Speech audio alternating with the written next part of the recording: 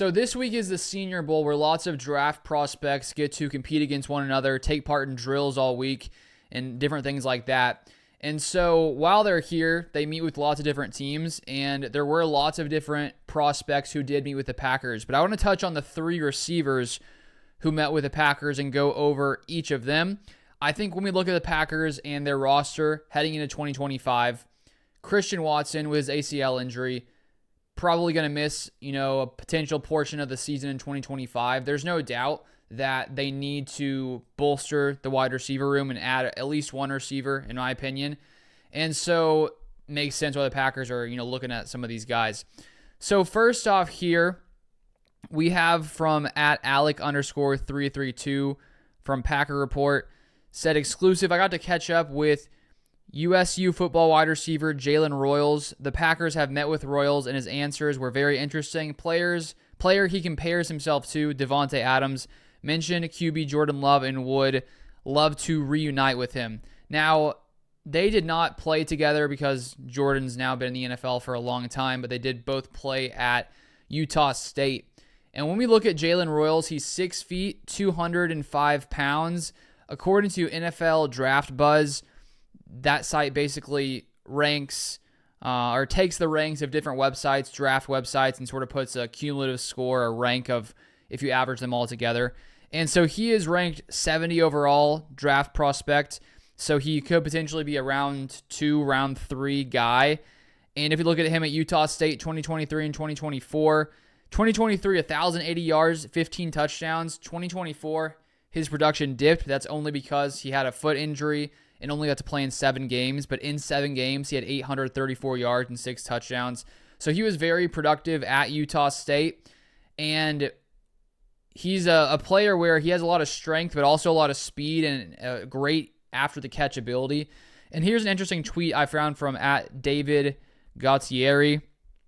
And he says here, excellent yard after the catch threat, 7.9 yards after catch per reception, and 17 missed tackles on just 55 receptions in 2024. So he is a monster when it comes to after the catch, and I do think that's something the Packers need a little bit more of. I think that Jayden Reed is great after the catch, so is Christian Watson. I think that Romeo Doubs, that's not quite his skill set. He still can, break away a little, sometimes, but that's not quite his, I would say, his strength. But this guy seems to be really good at that, really solid at contested catches. So he could be someone to keep an eye on. The Packers could be, interested in drafting coming up here. And we have here on the other interviews from Gary Wolfel on X. He said the Packers are expected to draft at least 2 receivers.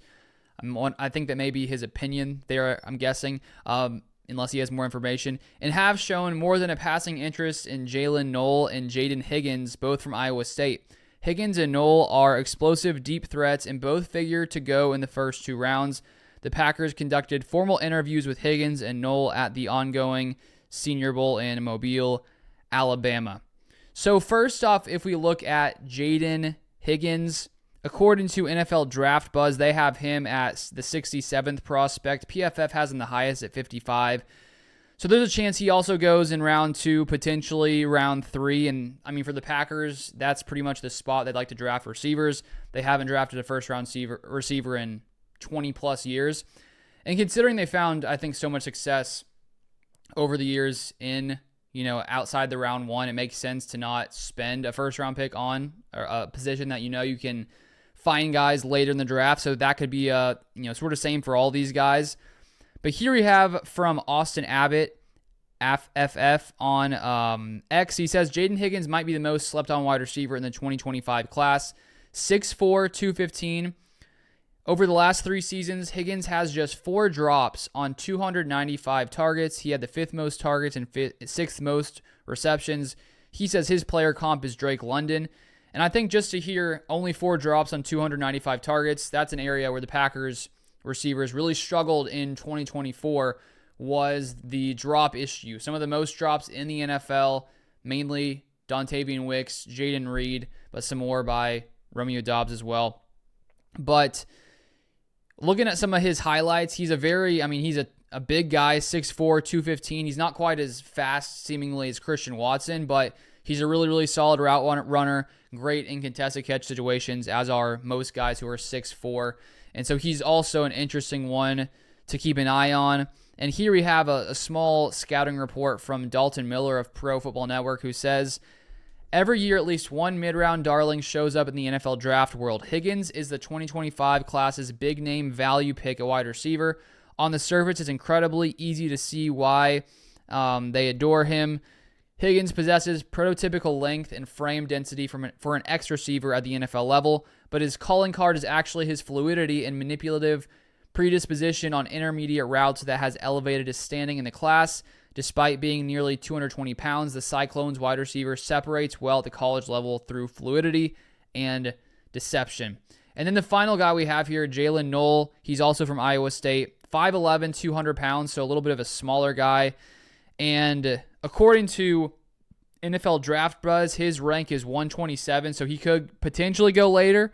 But this just came out from Jim Nagy on X, who said, breaking, Iowa State's Jalen Knoll was named top receiver on national squad in vote from cornerback and the defensive position groups at practice Player of the Week awards ceremony today at the 2025 Reese's Senior Bowl. So the fact that the guys he was going up against put him as the top wide receiver, I mean, that could bounce him up the draft boards here. So when we look at Jalen Knoll, he seems to be, more built like a Jaden Reed, sort of that, a little bit smaller, but has a lot of explosiveness, a lot of yards after the catch ability. It looks like he'll probably be more of a slot guy, but he could potentially play outside as well.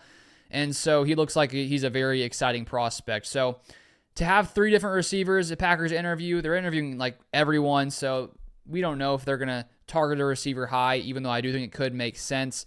I don't think using a round one pick on receiver is necessary. I would rather the Packers draft an edge rusher, defensive tackle in round one, and maybe go receiver round 2, round 3, potentially, depending on how things fall. But those are the three players interviewed by the Packers, receivers at least. There's a lot more, but I just wanted to touch on those today. If you want more Packers content, feel free to subscribe, and I'll see you guys next time.